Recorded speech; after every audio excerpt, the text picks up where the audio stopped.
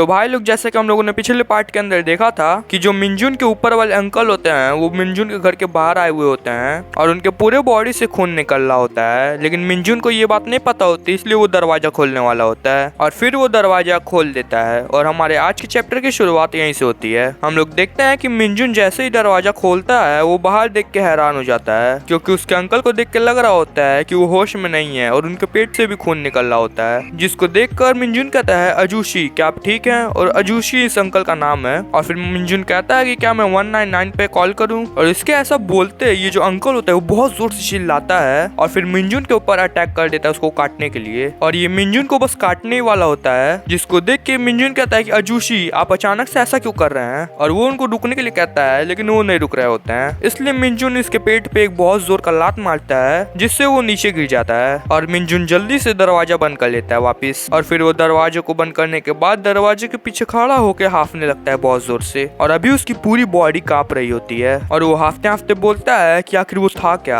अजूशी का चेहरा पूरी तरीके से बदल चुका था। और फिर वो भाग के जाता है अपने फोन के पास तो कहता है, पुलिस, मुझे जल्दी से पुलिस के पास कॉल करना होगा। और वो कॉल तो करता है लेकिन कॉल लग नहीं रहा होता है, जिसकी वजह से कहता है आखिर ये हो क्या रहा है, आखिर ये फोन काम क्यों नहीं कर रहा है। और फिर वो अपने फोन में देखता है और वो देखता है कि उसके फोन में बहुत ज्यादा इमरजेंसी अलर्ट्स आए हुए होते हैं। और तभी उसके घर के बाहर जो खिड़की होती है उससे आवाज आता है, और जैसे ही वो खिड़की हल्का सा खोलता है वो बाहर का नजारा देख के हैरान हो जाता है, क्योंकि बहुत सारे लोग एक दूसरे को काट रहे होते हैं और बहुत सारे लोग भाग रहे होते हैं। और जो लोग भाग रहे होते हैं वो लोग चिल्ला चिल्ला के बोल रहे होते हैं कि प्लीज कोई मदद करो, प्लीज कोई मदद करो। और ये सब देख के मिंजुन अपने मन में सोचता है कि आखिर ये सब चल क्या रहा है। और फिर मिंजुन की नजर उन्हीं अंकल पे जाती है जो थोड़े पहले उसके घर के बाहर खड़े थे, और उनको देख के ये अपने मन में सोचता है कि ये तो वही अजूशी हैं, ये वहाँ चले गए। और फिर ये वापस से खिड़की को बंद कर लेता है और कहता है, मेरी मॉम क्या वो ठीक होंगी? और कॉल करते हुए बोल रहा होता है कि वो यूजुअली इस टाइम तक घर पे आ जाती हैं, और अपने मन में सोच रहा होता है कि प्लीज कॉल उठाओ, लेकिन वो हैरान हो जाता है क्योंकि उसकी मॉम का भी कॉल नहीं लग रहा होता है और आउट ऑफ रीच दिखा रहा होता है, जिसकी वजह से ये अपने मन में सोचता है कि क्या मेरी मॉम का फोन भी आउट ऑफ रीच बता रहा है। और फिर हम लोग देखते हैं थोड़ी देर बाद का सीन, ये अपने घर की लाइट को बंद कर लेता है और अपने रूम में कॉर्नर में एक जगह पे बैठ जाता है चादर ओढ़ के, और ये अभी भी डर की वजह से कांप ही रहा होता है और कांपते कांपते अपना फोन देख रहा होता है, और अपना फोन देखते देखते बोल रहा होता है कि इंटरनेट और कुछ भी नहीं चल रहा है। फिर वो टीवी चालू करने लगता है और टीवी पे न्यूज लगाता है, और न्यूज देखते देखते बोलता है कि यही अच्छा होगा कि मैं वॉल्यूम थोड़ा कम रखूं, नहीं तो कोई सुन लेगा बाहर से। और न्यूज में जो एंकर होता है वो बता रहा होता है कि किसी अननोन रीजन की वजह से सिविलियंस एक दूसरे पे अटैक कर रहे हैं और एक दूसरे का बहुत ही ज्यादा ब्रूटली मर्डर कर रहे हैं, और गवर्नमेंट इसको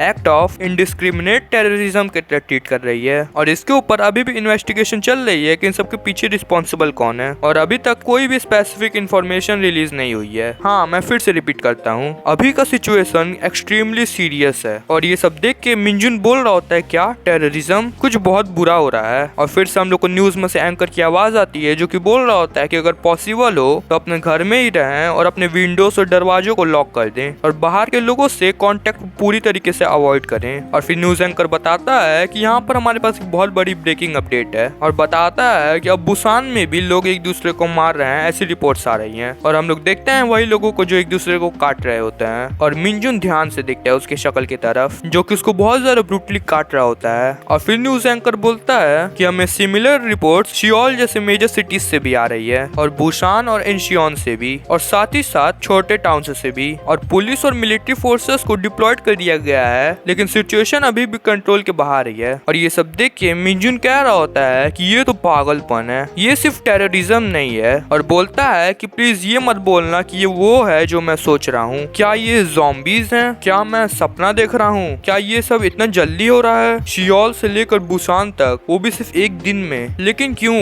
इसके पीछे की वजह क्या है? और फिर खड़ा होकर बोलता है कि मैं यहाँ पे इस तरह से खड़ा नहीं हो सकता। अगर सोचा जाए तो जो ऊपर के इंसान रहते थे जिसको ज़ॉम्बीज ने काटा था वो पहले ही बाहर जा चुके हैं, तो यहाँ पे बिल्डिंग के सीढ़ियों पे अगर कोई नहीं है तो मुझे सबसे पहले बिल्डिंग का फ्रंट डोर बंद करना होगा। और फिर मिंजुन अपने घर के दरवाजे के पास जाता है, और वो जो दरवाजे में होल रहता है उससे वो देखता है कि बाहर कोई है तो नहीं, और बाहर कोई नहीं होता है, जिसको देख के ये बोलता है कि यहाँ पे कोई नहीं है। और फिर मिंजुन दरवाजा खोलता है और वो देखता है कि पूरे सीढ़ियों पे खून ही खून होता है। और फिर वो थोड़ा सा सीढ़ी को चढ़ के बोलता है कि ऐसा नहीं हो सकता, क्या ऊपर अभी भी कोई है? लेकिन वो ज्यादा ऊपर नहीं जाता है, वो अपने बिल्डिंग के डोर के पास जाता है और थोड़ा सा खोल के बाहर देखता है, और वो देखता है कि बाहर एक ज़ॉम्बी खड़ा हुआ होता है। और फिर मिंजुन जल्दी से दरवाजा बंद कर लेता है जिससे ज़ॉम्बी का ध्यान उधर चला जाता है, लेकिन तब तक दरवाजा बंद हो जाता है, इसलिए उसको कुछ पता नहीं चलता, तो ये कहीं और जाने लगता है। और फिर मिनजुन दरवाजे को लॉक कर देता है और फिर चैन की सांस लेता है। उसके बाद वो ऊपर की तरफ देखता है और बोलता है कि अब मुझे ऊपर के लोगों की चिंता हो रही है, क्या वो लोग ठीक होंगे। वहाँ पे बहुत अजीब सी शांति है। और फिर अपने रूम की तरफ जाने लगता है और बोलता है कि मुझे बस अपने घर के अंदर रहना चाहिए और सुबह होने का इंतजार करना चाहिए, तब तक पुलिस या फिर कोई ना कोई हमें रेस्क्यू करने के लिए आ ही जाएगा। और फिर वो वापस से अपने रूम में बैठ के न्यूज देखने लगता है। और जो न्यूज में न्यूज एंकर होता है वो बोल रहा होता है कि हम आपको लगातार ब्रेकिंग न्यूज देते रहेंगे और अभी करंट सिचुएशन, और ये इतना बोल ही रहा होता है तभी इसके जो टीवी होता है वो बंद हो जाता है, जिसको देख के मिनजुन बोलता है कि क्या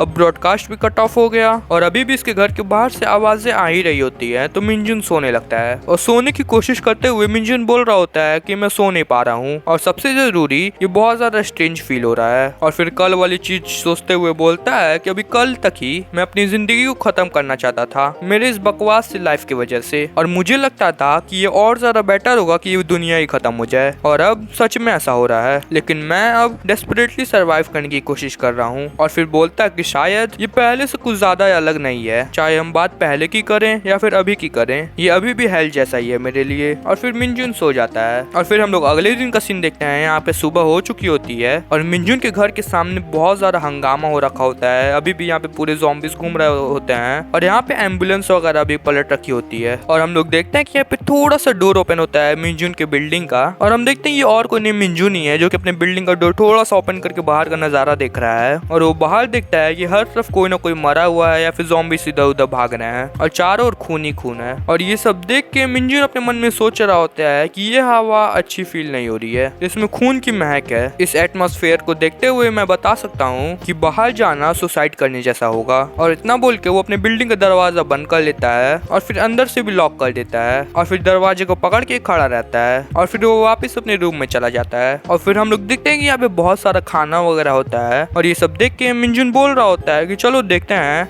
मेरे पास अभी 8 कप रामेन है और 6 कप नूडल्स हैं, और अगर इंस्टेंट राइस को भी मिलाया जाए और अनकुक्ड राइस को भी मिलाया जाए तो मेरे पास 2 हफ्ते भर का खाना है एक पर्सन के लिए, और थोड़े बहुत साइड डिशेस हैं, और मेरे पास 3 बॉटल पानी है, और हमारे घर में अभी भी पानी आ रहा है, तो मैं जितना हो सके उतना पानी कलेक्ट करूंगा। और लकीली गैस भी अभी भी काम कर रहा है, तो अगर अभी मैं इमरजेंसी फूड सप्लाई को देखूं तो मुझे लगता है कि मैं लगभग 1 महीने तक इस घर में सर्वाइव कर सकता हूँ बिना बाहर निकले, और 1 महीने में कोई ना कोई तो मेरे हेल्प के लिए आ ही जाएगा। और फिर अपने फोन को देखते हुए बोल रहा होता है कि मुझे अभी भी होप है कि मेरी मॉम सही होंगी, और फोन का नेटवर्क कम्प्लीटली जा चुका है जिसकी वजह से मैं 911 या फिर किसी और को भी कॉल नहीं कर सकता। और इसके अलावा अगर मैं बिल्डिंग के अंदर का सोचूं तो बिल्डिंग में यहाँ पे टोटल 5 हाउस होल्ड्स हैं। मेरे घर के रहने वाले अजूशी पहले ही उनमें से एक बन चुके हैं, और उनके वाले फ्लोर के भी ऊपर वाले फ्लोर में एक बूढ़े से कपल्स रहते थे और अजूमा भी। मैं सोच रहा हूँ कि क्या वो लोग अभी भी यहाँ होंगे। और इसको कुछ याद आता है जिसको सोच के ये बोलता है वो कॉलेज वाला लड़का जो कि सबसे ऊपर वाली छत के रूम में रहता था, क्या वो अभी भी यहाँ पे होगा। वो यूजुअली हर ट्यूसडे को अपने गर्लफ्रेंड को लेकर आता था यहाँ पे, और कल ट्यूसडे था तो मे बी वो अभी भी अपने छत वाले रूम में होगा। और फिर हम लोग देखते हैं कि मिनजुन उसी तरफ जाने लगता है, और हम लोग देखते हैं कि मिनजुन हर फ्लोर के हर रूम के दरवाजे पर कान लगा के सुनता था और पता करने की कोशिश करता था कि अंदर कोई है या नहीं। और ये इतना चेक करने के बाद मिनजुन कह रहा होता है कि मुझे अभी भी कोई साइन नहीं मिला कि अदर फ्लोर्स पे भी कोई जिंदा होगा। इसका मतलब कि अब मेरी आखिरी होप वो छत वाला लड़का ही है। प्लीज मुझे ये बोल दो कि वो अजूशी की तरह नहीं बना है अभी तक। और हम लोग देखते हैं मिनजुन ऊपर पहुंच जाता है और वो कुछ देखता है। वो देखता है कि जो बिल्डिंग के ऊपर वाली छत है उसका दरवाजा खुला हुआ होता है, और फिर वो दरवाजे को खोल के एकदम अच्छे से छत के ऊपर चला जाता है। और वो देखता है कि वो जो लड़का होता है उसके भी रूम का दरवाजा खुला ही होता है। फिर वो उस रूम के अंदर जाते हुए बोलता है कि क्या मुझे आवाज देनी चाहिए, शायद नहीं, अगर अंदर कोई हुआ तो वो मेरी आवाज सुन के आ सकता है। और फिर वो देखता है कि जो रूम के अंदर भी एक रूम का दरवाजा होता है जो कि मेन दरवाजा होता है वो भी खुला हुआ होता है। और फिर वो उस दरवाजे को खोलकर एकदम अच्छे से अंदर जाने लगता है और देखता है कि वो रूम भी पूरा खाली होता है और हर तरफ उसका सामान जो है वो गिरा हुआ होता है, जिसको देख के मिनजुन बोलता है कि यहाँ पर कोई नहीं है। और तभी इसकी नजर रूम में एक कॉर्नर पे जाती है और ये देखता है कि उस रूम के उस कॉर्नर में पूरा खून ही खून हो रखा होता है। और हम लोग देखते हैं कि उसी कोने में वही लड़का खड़ा हुआ होता है जिसको मिनजुन ढूंढ रहा होता है, और ये लड़का भी ज़ॉम्बी बन चुका होता है। और फिर मिनजुन नरेट करते हुए बोलता है कि वो दिन मेरे लाइफ का सबसे बड़ा टर्निंग पॉइंट था। और यहाँ पर हमारा चैप्टर 2 खत्म हो जाता है। तो गाइस ये वाला चैप्टर तुम लोग को कैसा लगा तुम लोग कमेंट में जरूर बताना, और भाई नेक्स्ट चैप्टर में और भी ज्यादा मजा आने वाला है। क्योंकि नेक्स्ट चैप्टर में वो जो लड़की थी हान है ना, वो भी अब मिनजुन को ज्वाइन करने वाली है, तो वो वाला चैप्टर और भी ज्यादा इंटरेस्टिंग होने वाला है। एंड गाइस मुझे पता है कि मैंने काफी टाइम से वीडियो नहीं डाला था इस चैनल पे, और इसके पीछे भी एक रीजन है। एक्चुअली मेरा इस हफ्ते बहुत ज्यादा ही तबीयत खराब था, और बहुत ज्यादा का मतलब बहुत ज्यादा था। इवन मैं 2-3 दिन हॉस्पिटलाइज्ड भी था, और अभी भी मेरा हेल्थ पूरी तरीके से सही नहीं हुआ है। बट स्टिल अभी भी मैं ट्राई करूंगा कि मैं जितना जल्दी हो सके वीडियो सब डालूं। और अभी भी शायद तुम लोग को मेरी आवाज से लग रहा होगा कि मेरी थोड़ी सी तबीयत खराब है, लेकिन गाइस अब मैं जितना जल्दी हो सके उतना जल्दी वीडियोस डालने का कोशिश करूंगा। और इस हफ्ते मैंने जो भी वीडियोस नहीं डाली थी उन सबको मैं जितना जल्दी हो सके कवर करूंगा। तो चलो मिलते हैं मेरे अगले वीडियो में, तब तक के लिए बाय। और चैनल को सब्सक्राइब कर देना, और इसका नेक्स्ट पार्ट तुम लोग को 2-3 दिनों में देखने को मिल जाएगा। सो बाय।